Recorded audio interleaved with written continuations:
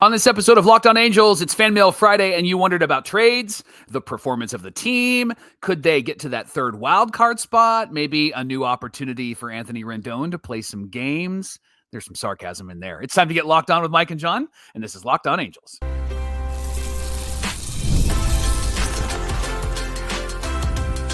You are Locked On Angels, your daily Los Angeles Angels podcast. Part of the Locked On Podcast Network, your team every day. Thanks for making Locked On Angels your first listen of the day. Like every day, you're at Stephen Campbell on YouTube, who said we're number one in his book. We appreciate you being here, Stephen, and everybody else. You can find us anywhere you get your podcasts, including Apple Podcasts, Spotify, and SiriusXM by searching Locked On Angels. And if you'd like to give back to the Super Halo Bros for all the Super Halo content, here's some things that you can do. Leave us a rate and a review on Apple Podcast. If you're watching on YouTube, hit that thumbs up button. And if you're not subscribed already, please subscribe and become a Locked On Everydayer. We had someone yesterday that said, hey, I'm new, I'm subscribing.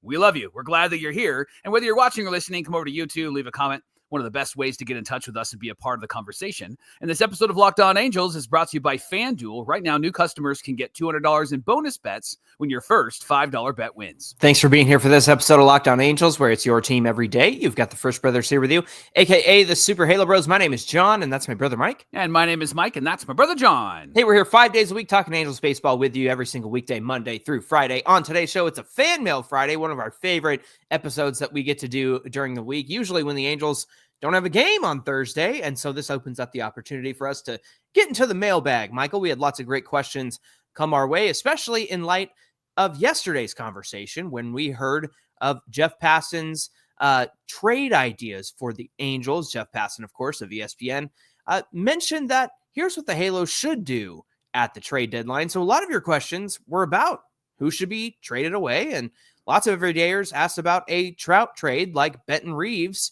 He said, should we trade Trout if we are out of the playoff race when the deadline comes around? And then Jason Presley said, he said, if the Angels are going to go full rebuild, would it make sense to try to move Trout while he's healthy and red hot? So the big question here, should Trout be traded? Will he be traded? And what could the Halos get? What do you say? John, I think first we need to be very clear. Like, he's had a no trade clause. Right. He said he wants to be here. So I think it's going to be really hard to trade Mike Trout. Plus, with his contract and his injury history, all of that it's a part of this conversation. Should he be traded? I think if they want to get out of mediocrity, I think they have a lot of pieces to get them out of mediocrity. And if you wanted to build around somebody, you've got Zach Neto and Logan O'Hoppe. I think that they should not trade Mike Trout. And here's why. Because Trout, I think, is a great veteran presence for this team. And when he's on the field, he's a great help to this team. And when he gets hot, he can be really impactful for this team. So I don't think that they should. I don't think that they could. And I don't think that they would. That's my opinion. What's yours? I think that he stays because he wants to be here. Mike, a lot of the problems the Angels have had are because he hasn't been on the field. And so I'm sure he wears that responsibility. We know he wears that responsibility. Think about how emotional he got when he hurt his knee last year, right? Yeah. And was upset that he wasn't going to be on the field to help the guys out. I mean, part of the 63 and 99 record is that they traded a lot of guys away at the deadline who helped keep them competitive, more competitive than they were in the second half, right? The first half, you had Carlos Estevez, Luis Garcia, guys in the bullpen that helped you get to the amount of wins that you had, even though it wasn't very much. But then in the second half, they fell off. A lot of that is because Trout's not there. A lot of that is because you let guys like Sam Aldeguerri get some starts in the rotation, right? You're trying out new guys. Caden Dana, you let him get some starts in the rotation. So all of that to say, part of the reason why we're here is because Trout hasn't been here. So again, take away the caveat of, well, he's got a no trade clause. He's probably not going anywhere. Take away the caveat of the Angels aren't going to trade Mike Trout because he's their bread and butter. He's their marketing guy. He's the reason you show up to the games. Take all of that away and just simply boil it down to this. Mike Trout is part of the reason why the Angels are stuck. And sure, maybe moving him would get them out of mediocrity. I think it would. But at the same time, they're in this situation because he hasn't been on the field. I think he has a lot to prove to himself. I think he has a lot to prove to the guys on the field. He wants to be around. He wants to help the Angels win. And that's why he signed the long-term deal that he did, so that he could help this team get somewhere. And so all of that to say, I think Mike Trout stays. I don't think they move him. And, when he's healthy and red hot, the conversation always comes up about trading Trout. But when the minute he's hurt again, it's, he's washed, he's this, he's that. And that's not a fan opinion. That's media opinion, right? Mm-hmm. Every time he's hot, I'm sure it'll be, let's see, maybe tonight, because he's going up against the Mariners. He'll do something great, and then the conversation will be, well, when's the time to trade Trout? What are they going to do? And then the minute something goes wrong for him, it's, boy, poor Trout. He's injured. He's stuck on this team. Boy, what a poor Trout. That's right. The way it always goes with these questions. And if the Angels are going to keep him, and all indications are they're going to keep him, and he's going to be around to the end of his contract, they need to prioritize him, meaning that they can't have other DHs on this team. They need to give Mike Trout that piece. And then if he does play the outfield, they need to have somebody that is flexible to take out of the outfield at that point. That isn't like a major at bat, but it's a piece for this team. So you got to build around the strategy of Mike Trout. You don't build around him because you have other pieces, but you got to build around the strategy of Mike Trout. So those are our thoughts. We'd love to hear your thoughts.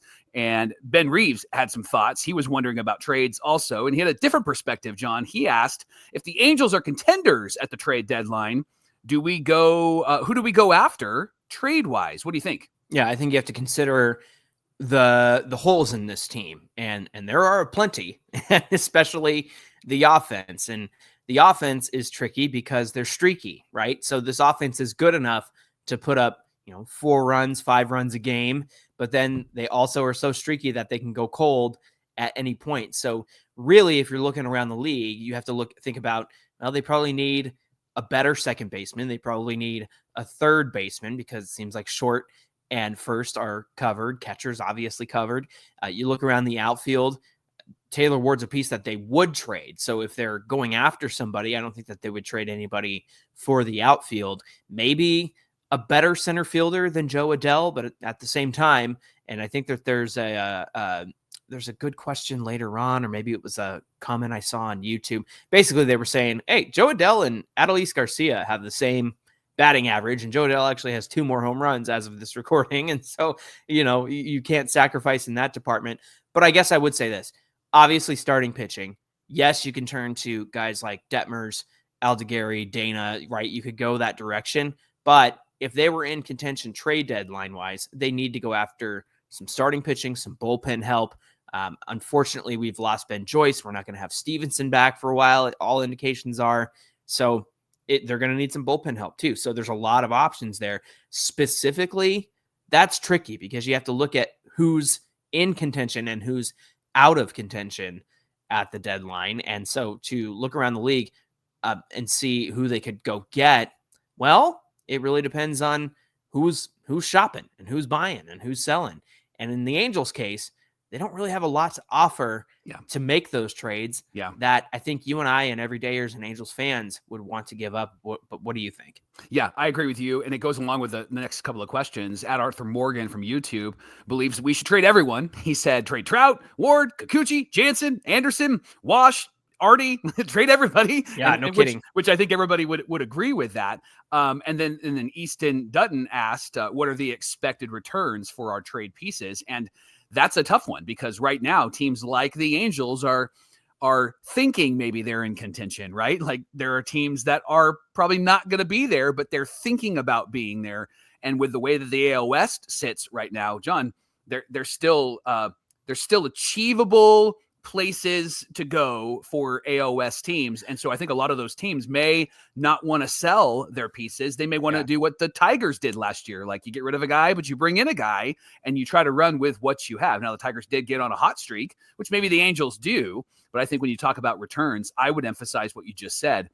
And I would start with the bullpen. I would say bullpen. Because if they're going to go anywhere this season, the bullpen is going to be what carries them. I know everybody says, hey, get an ace, get this guy, get that guy, which I don't disagree with. But I think if a team's going to go anywhere, the bullpen has to be top-notch terrific, right? It's so funny, too, because if you look at the standings, and I'm refreshing them as of this recording. So you look at the standings and you think about where the Angels sit, right? They're 28-33. The Rangers are 29-33. Do you think the Rangers are thinking about selling at this point. Right. No, Yeah. they spent a ton of money. They got Jacob deGrom in their rotation. They've got Corey Seager, who's, been on the IL for a part of the season. And they've got Marcus Semien. They've got young guys like Wyatt Langford and Josh Young, right? And they're not thinking about selling at this deadline. They're still in this thing. They're 4.5 back. The Angels are 5 back.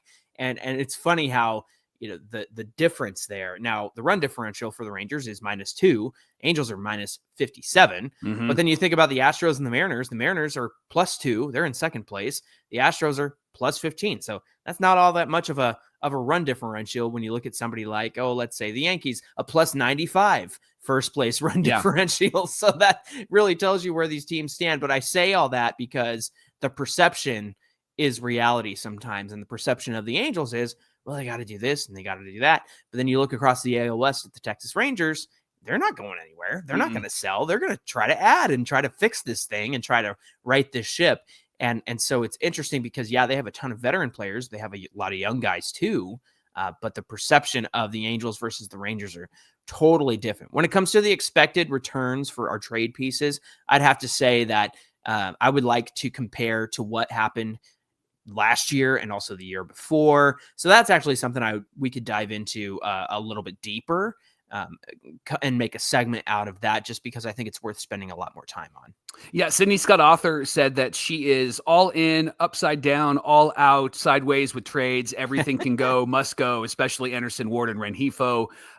She said, I'll be very disappointed but not surprised if they're still on the team at the trade deadline. But Nicholas Gaviria said, whoa, pump the brakes. He said, personally, I'm not ready to throw in the towel. We're only 5 games back in the division, 4.5 in the wild card. Plus, the next 2 series are against the division. There's a lot of baseball left. John, what would you say to somebody like Nicholas who holds this perspective? Yeah, I mean, let's keep going until we can't anymore, right? And when it comes, 4.5 games back is a great place to be on June 6th. The day before the trade deadline, well, you got to make some decisions, right? Mm-hmm. And I don't think that you can look at the standings and be 4.5 back and maybe also under 500. I mean, yes. we're very fortunate to be under 500 and just 4.5 games back right now, right? Right. So that is that's the whole enchilada at this point, is where are we going to stand it's the beginning of June, so the end of July. Where are we at 2 months from now?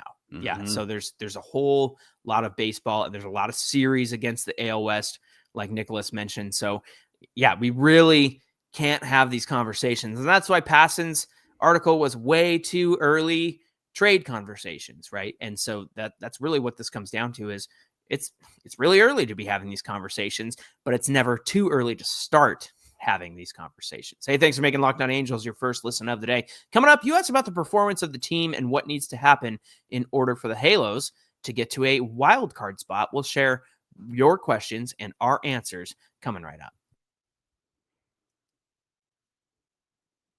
John, it's really hard to find good coffee. Whenever John's family and my family hang out, we trust John and his wife to find us good coffee, because where we live, there really is only one place locally, and then maybe 2 or 3 places about 15 minutes away, which is why I love Trade Coffee. And isn't it why you love Trade Coffee, Johnny? Yeah, I actually got Trade Coffee gifted to me a year subscription for Christmas one year, and it was the best thing ever. They have incredible fresh coffee delivered from over 50 of the country's top roasters, and you can do pour overs, which I love to do. But here's the thing, Mike, we got beans for cold brew, and so we were making our cold brew constantly. Not only was it better than what you can buy at the store, or if you're in a hurry and you got to go to Starbucks or something, this is way better than that. Yeah. And it's cheaper because you get the bag, and that lasts you forever when you make your own cold brew. It's so much fun. And the good news is Trade is going to match you with the perfect coffee. It's kind of like a dating app, but it's for coffee and not for humans, because it's going to match you with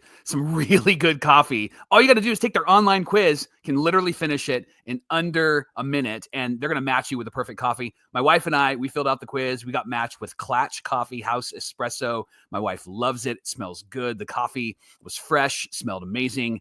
And again, there's no good coffee in our city or around our city. And so it's nice to have it in the home. In fact, my wife just said to me yesterday, she said, I got Starbucks, and when you're drinking good coffee and then you go and get Starbucks, you realize And this isn't great. The good coffee is so much better. And you can get good coffee right now with Trade. And because you're a listener to Locked On Angels, they're offering our customers 50% off your 1-month trial at drinktrade.com/LockedOnMLB. Again, that's drinktrade.com/LockedOnMLB. You're going to get 50% off your first month trial.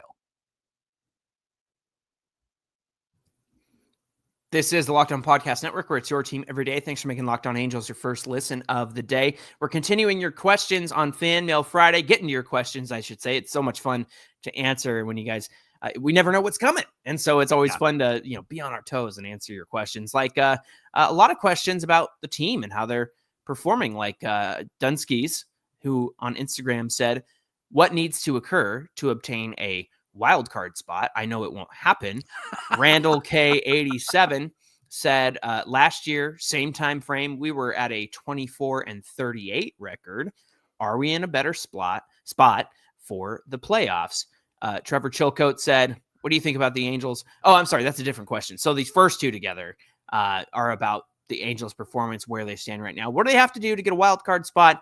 They're in a better position than 24-38 last year, since they are 28-33. So, Mike, there's a case to be made there that, hey, they're in a much better spot than they were last year. They just keep pressing. What do you say? I think that they need to play up to their abilities and what they can do. They got to shorten the cold streaks and lengthen the hot streaks, and they just need to be able to hold leads. And when they get a lead, they need to have shutdown innings. So this team right now, without making trades, they just need to improve upon shooting themselves in the foot. And they did that in the Red Sox series. They did that in the Guardians series, right? They should have taken 2 out of 3 from the Guardians. That they should have swept the Red Sox. They have the offense. They just have to put it all together continuously and consistently, and they just haven't been able to do that. So I think for the first question, what do they need to do to obtain a wild card spot? Consistency is going to be a huge thing. And are they in a better slot for the playoffs? Randall wanted to know, John. Yeah, but again, it's consistency. They're going to have to continue to move forward. They're going to have to continue to do what they have done in spurts, and really, they haven't shown us that they've been able to do that. The one thing that I have noticed is that maybe some of their cold streaks are going to be a bit shorter than they have been since the start of the year, because they had that 8-game winning streak, then the 5-game losing streak, and then they struggled a bit, but then they got really, I would say, warm when they started to play against the Red Sox. So we'll see what they do against the Mariners tonight, but consistency is going to be the key for them to move forward. Yeah, here's the thing is there's some good indications that things could go better for them as they move forward. Mike, in extra inning games, of which they've only had 3, which is a very good thing. They're 3-0. So they've been able to win all 3 extra inning games. In 1-run games, they're 10-4. Wow. And so that's a good sign as well. Now here's a bad sign.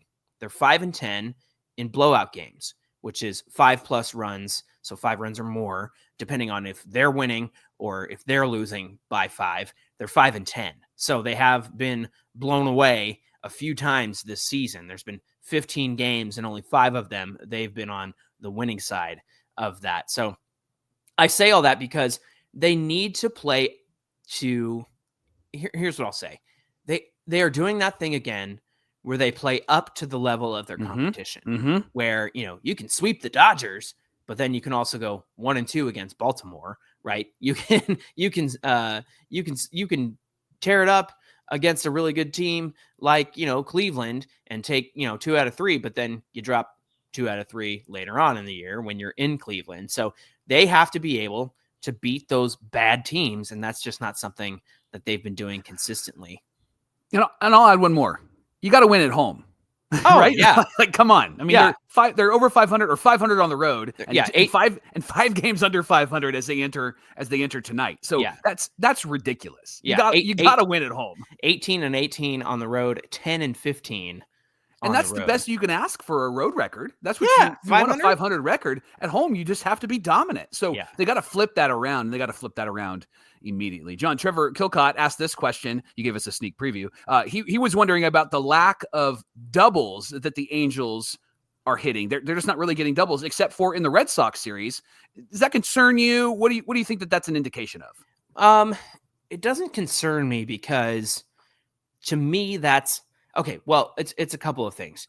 You've got slug on this team, right? And that's something that they emphasized over the offseason. That's something that is part of what Johnny Washington's approach at the plate is when he says, you got to get that pitch and in that at bat. Like that's going to lead to a lot of home runs and slugging and things like that. But what look, if you're going to hit something hard, chances are it's going to be a home run. If it's a double, that means you didn't hit it quite as hard, but you did hit it into the gap. And so that's an exciting thing. I think that there's a strategy in the sense that you want to hit stuff into the gaps, whether it's left center or right center, right?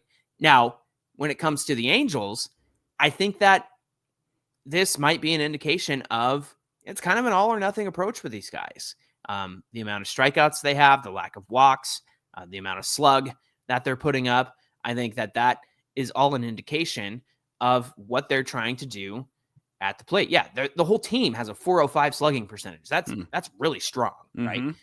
But as far as doubles, they have 86 right now. And so, yeah, it tells me that they're emphasizing power, but not the kind of power that gives you gap to gap power. In one sense, I think doubles are an accident, but in another sense, if you wanted to emphasize that, you really could. And that entails going the other way for the most part and hitting the ball the opposite direction and into the gap in the opposite direction. And so I think that's kind of at least that's what that tells me about this team. But what about you? They're just not using the whole field, right? Like right. It's an all or nothing. It's a one big moment or nothing at all moment. And this is a team like Joe Adell that if he used all the field, he would be such a threat in that lineup. And we're seeing that with Zach Neto. And John, you know who else we're seeing that from since he came back? Mike Trout. Yeah. Mike Trout has been somebody who has gotten hits when necessary and hasn't crushed the ball. He did have a massive home run, but he's gotten hits. It's the reason why he's got more RBIs. And I love that from him. And it's so good. It's so good to see. John, King of Kings asked this question. I'm not sure if that was Jesus or Triple H. We'll have to figure that out. But King of Kings asked, with Rengifo struggling, how much longer till we see Christian Moore? I personally think that there either has to be an injury or the offense just goes stone cold, right? Like they go ice cold, and then Christian Moore comes up. But I don't think there's any other scenario in that. But have they not gone ice cold enough for you enough so far this season? What do you say? I think they're still giving him some opportunity to develop. That's why he hasn't been brought up. But I think if they have another stretch where they just go really ice cold, then I could see that happening. But I think it's going to be injury first and then going ice cold before we see Christian Moore. I suppose that they'll move Rengifo at the trade deadline because I think that's something that they really need to do. And so that's probably when we'll see Christian Moore. If they do go before that, I think that it's Chris Taylor's spot. I think they get rid of Chris Taylor and Christian Moore comes out. I could see them doing that as well. John, Sydney Scott Author appears again, and she said the Angels need to fire Johnny Washington, but it looks like that's just not going to happen. So where do we go from here? What are your thoughts? Yeah. Okay. So let me rewind it a little bit. I was cruising Reddit, and I saw somebody talking about Angels Reddit. And I saw somebody talking about our show, and I was like, oh, that's cool. And then I realized he disagreed with a bunch of stuff. And then so I got into a conversation and said, hey, like, what the heck? Like, what? You could talk to us about that. Yeah. And so eventually we connected, and he made some pretty good points about maybe it's more than just Johnny Washington. Maybe it's the philosophy that has come along with Perry Manassian, and he's had some stats that he sent my way to back that up. In kind of a sample is, what do they emphasize and what have they been trying to emphasize the last few years? Slugging percentage. Yeah. And so perhaps it's less of a Johnny Washington problem, bite my tongue, and more of a philosophy problem within the organization. So what we're going to do is I'm going to take my new friend, because we're friends now. Yay. I'm going to take his comments. And honestly, I told him, I said, look, this might be a blind spot for Mike and I. Like, it's something we really haven't considered. And so if you've got some good info you want to send our way. So I think that we can extrapolate that and have ourselves a good conversation about whether this really is Johnny Washington's fault or not. And I think that's something that we could really dive into here in the future. NBA Finals started last night, and you can get in on all of the action with FanDuel. From player props to performance trends, same game parlays. Man, there's so many ways that you can be a smart bettor and win a whole lot of cash for yourself. With FanDuel, you get to decide which players are going to show up for the biggest moments, and you get to decide how you're going to track them. And if you track them well, you could end up betting on them and winning a whole lot. FanDuel will help you combine live prop bets mid-game based on how the action's unfolding. And maybe while you're watching, you have a read on a player. Perhaps they're heating up and you're thinking like, oh, it's going to be SGA or it's going to be Halliburton. It's going to just tear this up. You can back that up with the same game parlay, and all this can happen on FanDuel. And if you're new to FanDuel, it's the perfect time to sign up. Head to FanDuel.com and place a $5 bet. And if it wins, you're going to get $200 in bonus bets. You can make every moment more with FanDuel, the official sports betting partner of the NBA. Hey, I found the question I was talking about, Mike. It was OB1-1-2-3. Yes. Oh, that's a missed opportunity. You got to be OB1-2-3, not OB1-1-2. It was probably taken. Yeah, probably. He or she said Adele and Garcia of Texas averages are almost identical at this point, with our boy Adele having 2 more home runs. So I thought that was a really great point. Really great to see because it was Norman, our Locked On Every Day or Long Time Every Day, who said, I think Adele has a future like Adolis Garcia. And here we are in 2025, and they're looking awfully similar. And so, I know the Rangers are struggling, so maybe that says more about Adele than it does about Garcia, but hey, I'll take that any day of the week. David Gardner said, opinion, starting pitchers have kept the Angels in games for the most part, but they also haven't been great. Shake things up by letting Aldeguerri and Detmers get a couple of starts. We should not be settling for mediocrity. What do you say, Mike? Interesting thought. I don't think that I disagree, John, as I think about it out loud. Man, I love Aldeguerri. I think that he is somebody that has been we've been eyeing him for a while, and I would love to see what he could bring to this team. Detmers, now that he's kind of settled in, and we'll share an article from Jeff Fletcher next week. I don't know if you want to mess with him right now because he kind of looks like he's settled into his role, although I think his future is as a starter.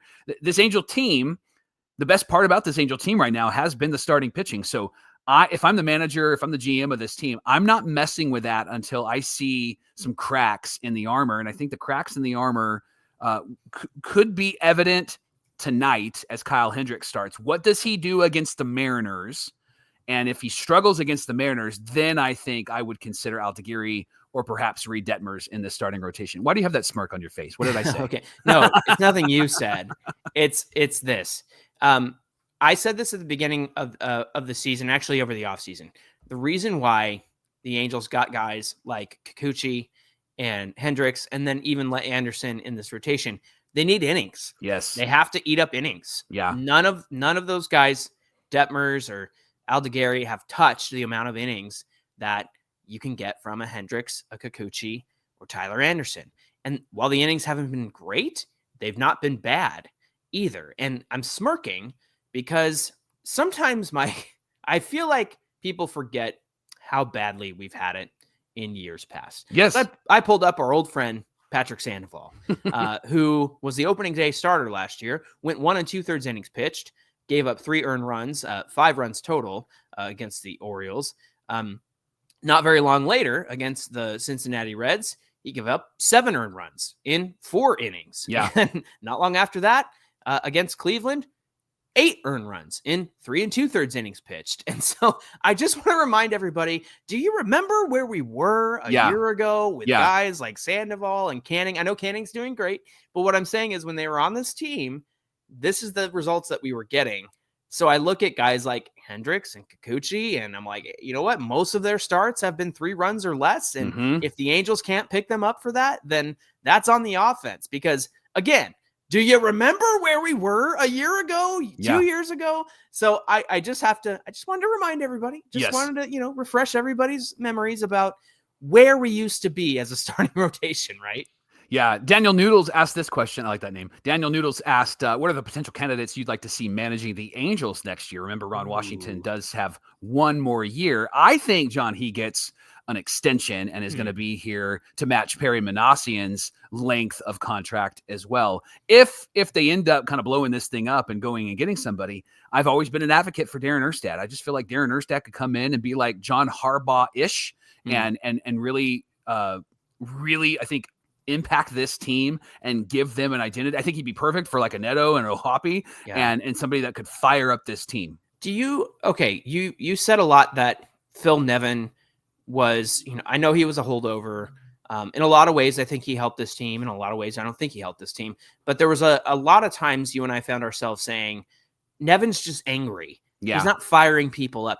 Do you think that would be an issue with Darren Erstad? No, because I think Nevin has a history of just being mad and being angry. Darren Erstad has a history of being competitive. And I think that you can see the difference if you put them up against each other. Darren Erstad, I think, because he's coached in Nebraska and he was a really good manager for them, I think he could really bring in a interesting mindset. I think he could be like the Tigers manager, AJ Hinch. I think he could bring in a mindset that could really help set these guys on the next trajectory, where I think Wash has built some good scaffolding, and I think somebody can build on that and really turn this team into a great team. Real quick here, Mike. Nick Dane says, who should we draft? He likes Jamie Arnold or Liam Doyle. Who do you like? I like Seth Hernandez, the guy from Corona.